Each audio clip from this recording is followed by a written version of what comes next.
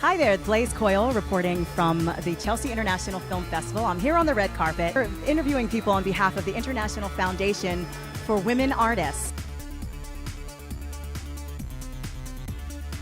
So tell me what the vision of the festival is. I've read some things online, but I'd love to hear it from somebody who's actually a founding member. Well, it's the theme is making the world a better place, and that's just to help support global awareness, but really I think individuation, growth, really someone being able to be touched by some part of themselves that will help them to grow. So I think that's also something that is making the world a better place. My film is a short film. It's 10 minutes. It's about a boy who suffers from a speech impediment. He stammers.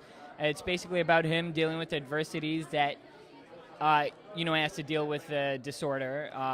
So it really kind of focuses on his state of mind, his amplified imagination, his own sort of POV about it. So. Excellent. And what's it called?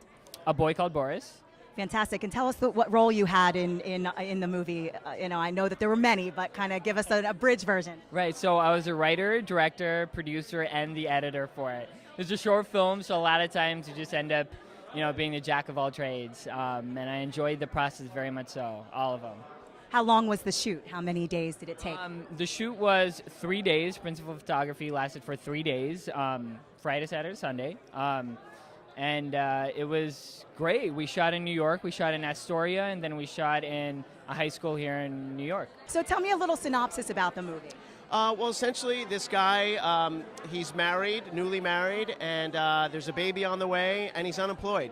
He's an unemployed Broadway performer. He was very successful, and he's approaching 40 and is just not working.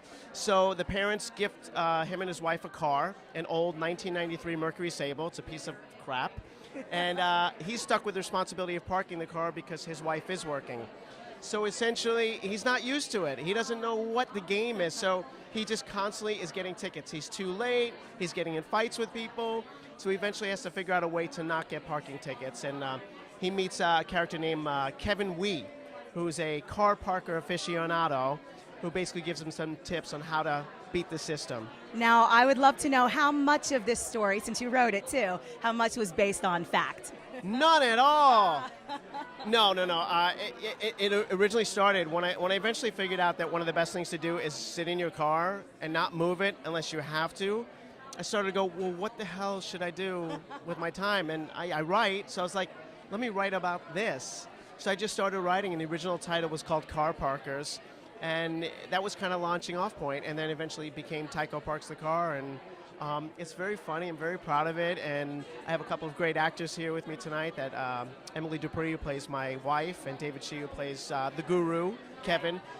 So we're really proud of it, and excited to be in the Chelsea Film Festival. Fantastic. Well, we're happy to have you, and congratulations. If you could share something with fellow women, maybe even somebody who is up and coming and wants to be a journalist or in this side of the industry, what advice would you give them?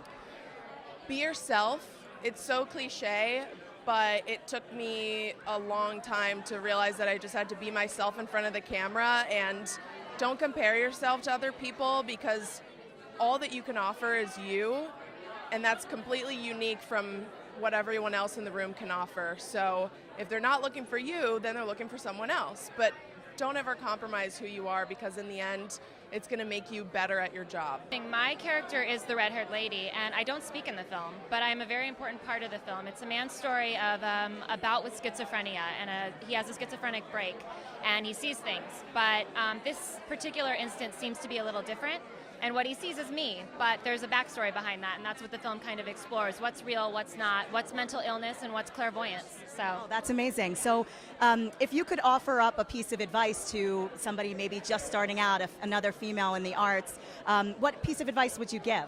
Oh gosh, so much now. I'm working on a feature, so I have like tons of advice, but surrounding yourself with people who have the same level of quality and aesthetic, building a team that you trust, who, if you want to be in front of the camera and behind, I had to have people I trusted, and just continuing to do it. I had a lot of people tell me, you're just an actress, and I said, no, I'm not.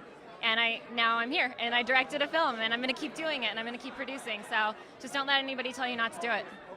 I think that's amazing advice and something that we should all live by. So thank you so much. It was lovely meeting you. Good luck and congratulations. Okay, well, that is a wrap. We had so much fun here at the Chelsea Film Festival, and on behalf of the International Foundation for Women Artists, I'm Blaise Coyle.